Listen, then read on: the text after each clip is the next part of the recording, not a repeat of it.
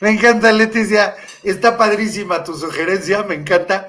Dice, no, no saludes. Ya sabemos. Nos ves, porfa. Solo di saludos a todos y listo. Yo le voy a hacer caso a Leti. Saludos a todos, bienvenidos, buenas noches. Vámonos con la información.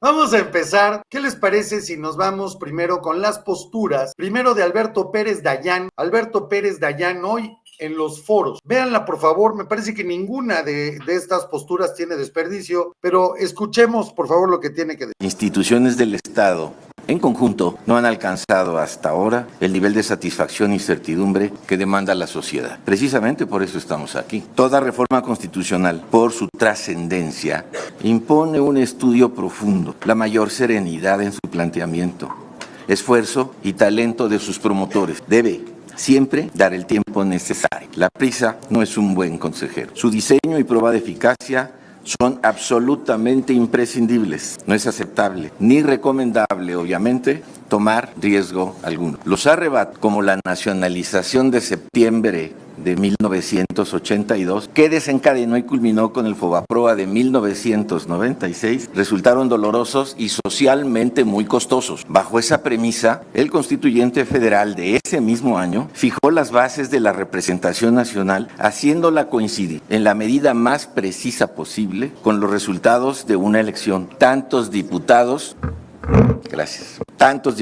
como votos recibidos. Los límites impuestos a la sobrerrepresentación no son casuales, guardan una lógica indiscutible con sus propósitos. Significan, en las propias palabras de su autor, el respeto absoluto a la pluralidad democrática y el reconocimiento de todas las expresiones de la voluntad popular. Con esos precisos perímetros numéricos, 300 para ser exacto, se aseguró que ninguna fuerza política por sí misma pueda reformar el texto constitucional, es decir, que siempre debe hacerlo con la concurrencia de la oposición complementaria que le dé la legitimación y fuerza que requiere toda norma fundamental. Con ello presente, señoras y señores legisladores, destaco de entre muchos 3 temas principales. Primero, prohibir la suspensión de normas generales en acciones de inconstitucionalidad y controversias constitucionales que muy excepcionalmente otorga la Suprema Corte de Justicia de la Nación, significa admitir también la posible violación a derechos humanos de modo irreversible si esas normas resultan inconstitucionales. Recuerden lo ya sucedido, nada ni nadie lo repara. Segundo, suprimir efectos generales a determinadas sentencias de amparo implica desarticular la doctrina del interés legítimo que caracteriza hoy al instrumento jurídico más avanzado de nuestra tradición jurídica. De aprobarse así la iniciativa, nada impedirá que se ejecute una norma que afecta severamente, por ejemplo, el medio ambiente o exponga a la colectividad a un daño injusto, pues solo habrá de proteger a quien tuvo recursos para defenderse de ella, no más. Con esa óptica, el caso de las trabajadoras del hogar, iniciado con una sentencia y concretado en la ley en este recinto, sería impensable siquiera. Claro. Tercero, la carrera judicial implica un servicio civil de excelencia. La militancia y el sufragio la desvirtúan y la destruyen. No lo digo yo, ya se ha dicho aquí y mucho. Me parece no buena, extraordinaria esta postura de Alberto Pérez Dayán. Un verdadero ministro, es que ¿de qué estamos hablando? Estamos hablando de un experto, estamos hablando de un erudito en la materia, alguien que tiene toda la experiencia, todos los conocimientos, que llegó ahí por un concurso de oposición, que es un verdadero ministro de la Suprema Corte. No estamos hablando de una Lenia Batres que no sabe ni hablar. Bueno, sí sabe hablar cuando sale con sus chanclas y cubetas mentando madres en una vecindad. Para eso sirve, pero esa es que ni siquiera debería estar ahí. Yo estoy totalmente de acuerdo con Alberto Pérez Dayán, este tipo de soluciones y de planes al vapor, y el ejemplo que pone es extraordinario, porque se remite hasta 1982 con la nacionalización de la banca. Todavía en el último informe a la nación del aquel entonces presidente, pero para variar otro, López, José López, por entre López te veas. Esto está, de verdad, es peligroso. Tiene toda la razón. Pero bueno, ¿quién más dio un extraordinario discurso? Bueno, pues el ministro Dayán, escuchemos. Perdón, Lainez Potisek. Continuamente el poder convocar y de norma enfrente falla, caremas, ver hace casta México a por la impremideza de la carrera que puso en el a jueces magistradas para que ocuparan su cargo exclusivamente con base en la profesional, el esfuerzo y la, discúlpeme, lo digo con torto, pero en verso a 30 solo haya traído como resultado impunidad. Sigo convencido que la mayoría, así como los demás integrantes de la carrera cuya actuación son mayones contentos que están ahí por mérito y dan solo a visitar durante 9 años cada uno. La jueza de Chihuahua, que otorgó el amparo para hacer el derecho a la verdad de una menor de edad. Los jueces en Tijuana, que trabajan sin horario ni descanso para atender los juicios de amparo. El juez de Oaxaca, que protegió la jueza de Tlaxcala, del acoso uno de la sociedad, como no lo ejército ahora, de juez especializado votado. Estamos hablando de mí. Claro. Y posterior esta a su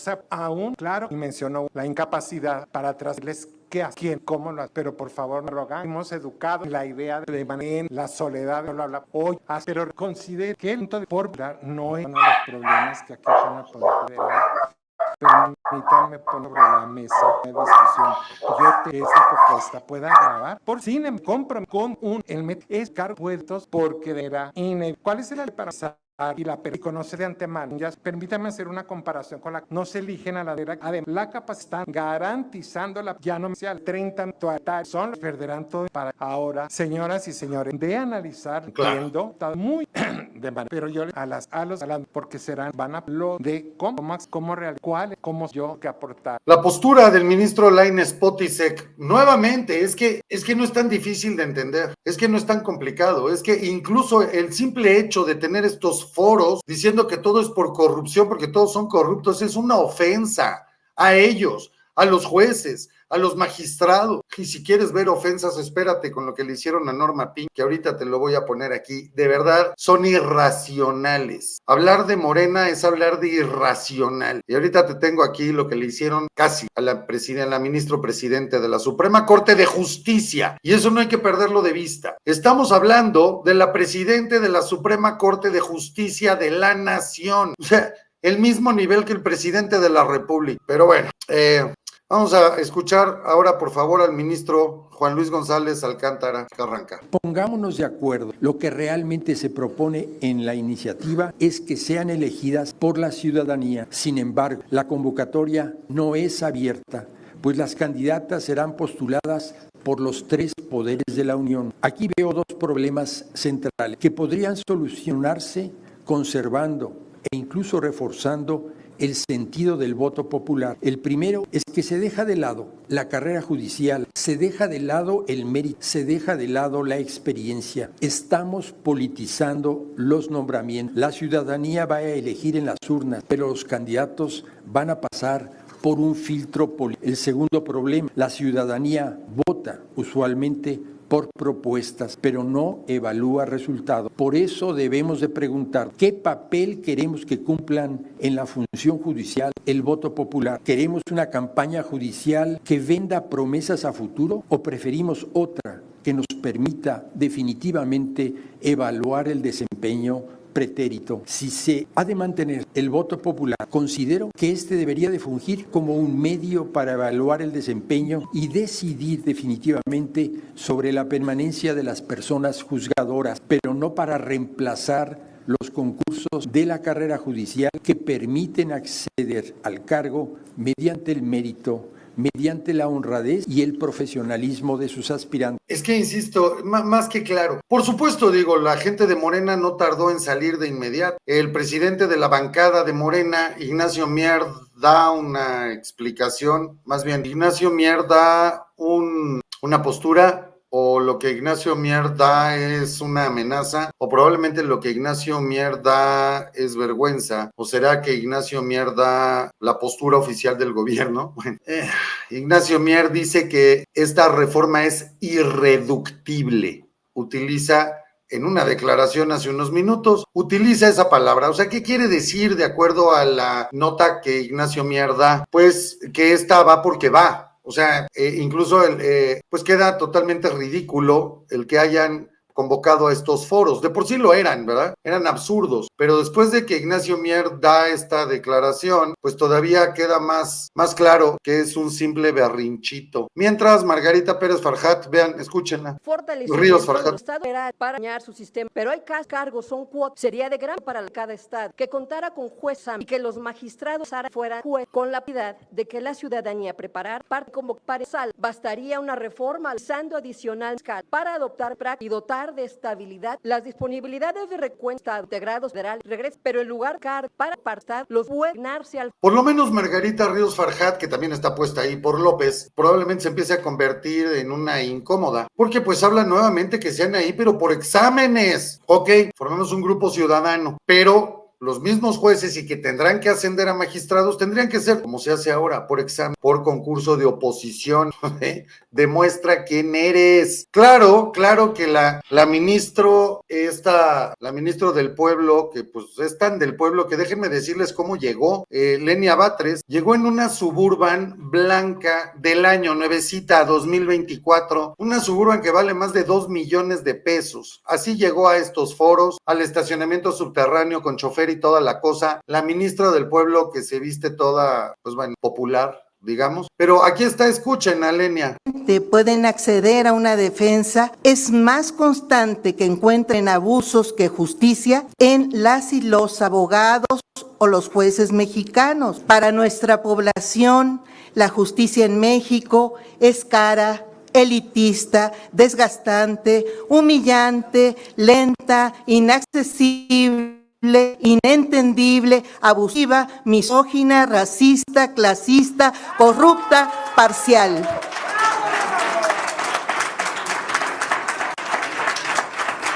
¿Es en serio? ¿Están oyendo? O sea, En una palabra, es injusta. La sociedad mexicana demanda que las personas juzgadoras respondan a los intereses públicos y sociales, sean confiables, rindan cuentas y actúen con transparencia, honradez, racionalidad y decencia en el uso del gasto público, con sensibilidad y conciencia social, con solidaridad hacia el que sufre, con humildad y vocación de servicio. Las y los impartidores de justicia no somos dueños del Poder Judicial. Su único propietario es el pueblo mexicano, si no lo que dice, tiene vomita. en todo momento. Digo, si no lo dice, vomita. Mi comentario sobre la declaración de Lenia Batres, así como ella dijo en una palabra, que realmente son dos, ministro, no mames, o sea, ¿qué se fumó? Esta no entiende que es magistrado, no entiende lo que es un juez. Yo creo que ni siquiera realmente es abogada. Por Dios, este es un insulto a la inteligencia. O sea, mejor se hubiera ido, como bien le han dicho, pues vete a la Cámara de Senadores o a la de Diputados, lánzate a un cargo político, ahí es donde te pones a ofrecer pendejadas y el pueblo bueno y sabio vota por ti, pero no una ministro de la Corte, carajo, que lo que tienes que hacer es con una chingada interpretar la ley y aplicarla de acuerdo al espíritu de la Constitución, no a tu autopercepción. Ahora viene a hablar hasta de misoginia en la Suprema Corte de la Justicia. Carajo, ¿de qué estamos hablando? Es increíble, verdaderamente es una lerda. No, es que es inaceptable ver a dónde están llevando. De verdad es inaceptable ver a dónde están llevando. Perdón, es muy difícil poner esto sin que afloren los sentimientos. Disculpen, pero es que no soy de piedra. Norma Piña hizo una transmisión en el canal judicial dando también comentario. De este ejercicio de escucha desprendimos algo muy claro. La justicia no es solo una cuestión de leyes y tribunales. La justicia es una cuestión de derechos humanos, de equidad, de ética y de dignidad que involucra a todas las autoridades de los distintos niveles de gobierno. Resulta esencial decirlo con toda claridad. La justicia en México no es un monopolio del Poder Judicial. Lo resalto con la mayor vehemencia, con el mayor énfasis. Pensar en una reforma al Poder Judicial implica, como mínimo, reflexionar sobre el papel que desempeña como piedra angular para mantener la paz y la cohesión al resolver de manera imparcial e independiente los conflictos que surgen en una sociedad democrática. Seamos críticos de la Claro. justicia en México. La realidad no nos permite otra actitud. Pero apliquemos la crítica en la que se encuentre en el centro de esta las necesidades de las víctimas y de las y los usuarios del sistema de justicia en general. Critiquemos partiendo de la verdad, de los datos ciertos, de las cifras correctas valoradas en su contexto. Critiquemos con honestidad, critiquemos con responsabilidad de Estado. Estamos convencidos de que escuchar es la práctica clave para proponer un cambio. Estamos abiertos a entablar un diálogo real, un diálogo responsable. Real. Pero para dialogar se requiere voluntad de reflexión. Claro. Resolvamos nuestras diferencias en el ancho camino del entendimiento, diluyendo así la idea de una decisión tomada. Esto que dice Norma Piña, en un diálogo, ahí tiene que haber voluntad. Y habla de una decisión tomada. Cuidado con las palabras, porque por supuesto ella da esta postura y miren lo que pasa. El consejero Batis nos pidió la palabra. ¿Quiere hablar usted antes, consejero? Llegan a intentar agredir a Norma Piña. El Poder Judicial liberó al asesino de Paola Buenrostro y al agresor de Natalia Lane. Por culpa de jueces corruptos, cada día crece la transfobia que se ha incrementado este año en 50%. Por favor, eso la población trans diputada está a favor de esta reforma. Clemente. Queremos un sistema judicial que dé justicia a las mujeres trans. Consejero Batis. Esto es Morena. Esta es este es, como dijo López Obrador, cito las palabras de López Obrador, un señor vestido de señora que se llama María Clemente en la Cámara de Diputados, que es diputado, diputada o diputade, no sé, de Morena, que llega, y quiero que lo veas nuevamente, intenta agredir a Norma Piña.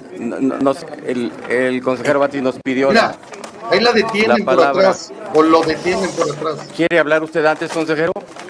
Este Poder Judicial liberó al asesino de Paola Buenrostro y al agresor de Natalia Lane. Por culpa de jueces corruptos, cada día crece la transfobia que se ha incrementado este año en 50%. Por favor, eso la población trans diputada está a favor de esta reforma. Clemente. Queremos un sistema judicial que dé justicia a las mujeres trans. Consejero Batis. ¿Qué tal si empezamos, María Clemente, para no regarla, por definir que una persona trans, pues perdóname, pero biológicamente sigue siendo hombre, de entrada? Segundo lugar, si se liberó a un agresor, no fue por culpa del Poder Judicial, inculte, corriente. Ay, qué bueno que Corriente no tiene problemas de género. Vulgar tampoco tiene problemas de género. María Clemente se libera porque la fiscalía, que depende de tu gobierno, María Clemente, que depende de Morena, María Clemente, desde Gertz Manero y los demás fiscales y ministerios públicos, están puestos ahí no por el Poder Judicial, María Clemente, están puestos ahí por tu gobierno, el que según tú representa, el que según tú es muy inclusive. Esa pinche fiscalía, los policías y ahora tu famosa Guardia Nacional, absolutamente militarizada, son quienes integran los expedientes. Un juez, diputade, María Clemente, o María Clemente, o como chingado se diga, para que no se vaya a ofenderle, diputade. Cuando un expediente se integra mal, es obligación del juez defender los derechos del acusado, sea quien sea. No es bronca de ellos, señor diputado, o señora diputada, o señore diputade, lo que sea usted. Aquí la ineptitud y lo que está hecho a propósito y la corrupción no está en los jueces, María Clemente. Está en tus estúpidas fiscalías, ministerios públicos y desde la policía, que hoy, desde el 2018, vivimos más corrupción, más detenciones, más agresiones y más simulaciones que jamás en la historia de este país, como por ejemplo el caso de Carlos Loret de Mola, de Víctor Trujillo, de la esposa de Carlos Loret. ¿Cuántos? Como tuvieron 2 años metida a Rosario Robles en prisión, cuando ustedes le fabricaron una licencia de conducir. Así que lo que seas o como te autopercibas, cosa que a mí me viene valiendo madre, no te da derecho a entrar a una sesión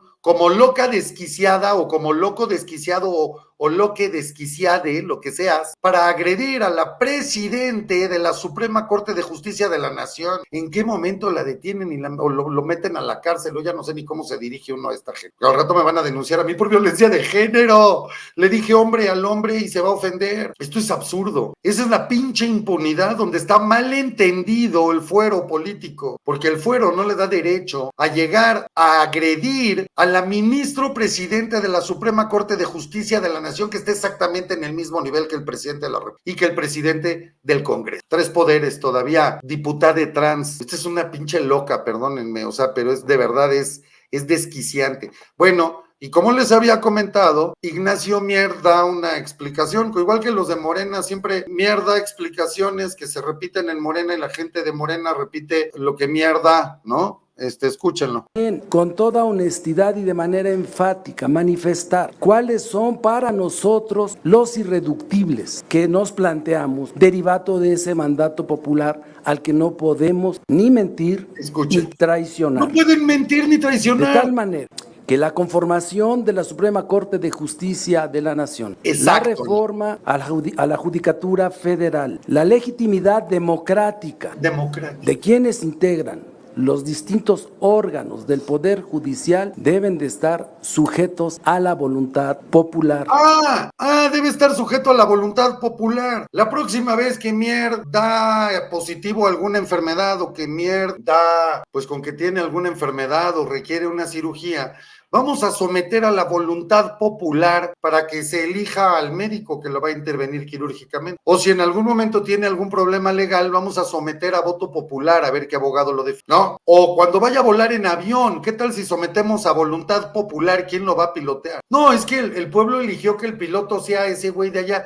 Oye, pero si ese no sabe, ese solo ha volado ultraligero. No, pero es que es la voluntad popular. No podemos engañar al pueblo ni le podemos mentir, güey. Trépate al avión y te chingaste. Oye, es que la cirugía a corazón abierto la va a hacer este médico, pero si ese güey es médico general y da consultas en el CIMI, pero es que es el que eligió al pueblo bueno y sabio. A ver si así Mier da una explicación diferente, ¿no? De verdad, yo en serio no puedo con esta gente. Es que es absolutamente irracional, fanatizada, obcecados, vendidos con una idea que es absolutamente irracional.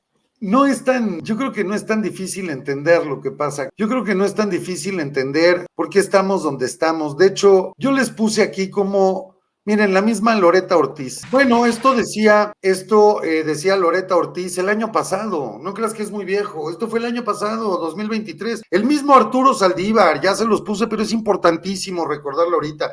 2018, Arturo Saldívar. Creo que lo primero que debe tener un ministro es independencia. Y si no tiene independencia, al final del día, pues es un ministro que no va a ser un juez, que no va a hacer adecuadamente su trabajo. Y esto todavía a veces nos cuesta pues algo entenderlo, ¿no? Hay quienes piensan que el ministro debe de tener una actitud de gratitud con quien lo nombró, y yo creo que en una democracia seria quien nombra a un ministro, postula un ministro, sabe que su primer compromiso es con la Constitución. Claro. Porque son cargos que trascienden incluso el periodo del presidente que postula. ¿O qué tal la elección popular de los ministros? Algunos han propuesto eso, colegas aquí de la misma UNAM. ¿Tú estarías a favor de eso? Yo creo que eso desnaturaliza por completo.